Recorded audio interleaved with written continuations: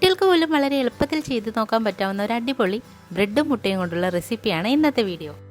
അതിനായി 3 മുട്ടയിലോട്ട് 3 table spoon പാൽ ഒഴിച്ചു കൊടുത്തിട്ടുണ്ട്. ആവശ്യത്തിന് ഉപ്പും 1 സവോള 2 പച്ചമുളക് അരിഞ്ഞതും കൂടി ചേർത്ത് നന്നായി ഒന്ന് മിക്സ് ചെയ്ത് കൊടുക്കാം. ഇനി ഇതിലേക്ക് 4 കഷ്ണം ബ്രെഡ് ചെറിയ പീസുകളാക്കി ഇതുപോലെ കട്ട് ചെയ്ത് ചേർത്ത് കൊടുത്തിട്ടുണ്ട്. ബ്രെഡും മുട്ടയും നന്നായി മിക്സ് ആവുന്നത് വരെ ഒന്ന് ഇളക്കി കൊടുക്കാം.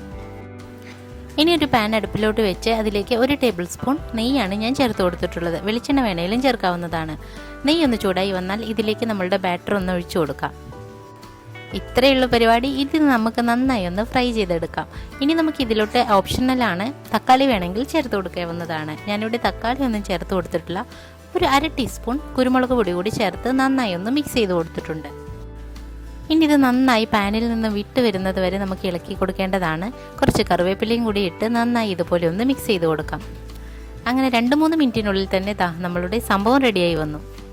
നല്ല ചൂടോടുകൂടി തന്നെ ഇത് സെർവ് ചെയ്യാവുന്നതാണ്. അപ്പോൾ വീഡിയോ ഇഷ്ടമായാൽ എല്ലാവരും ഒന്ന് ട്രൈ ചെയ്ത് നോക്കണം.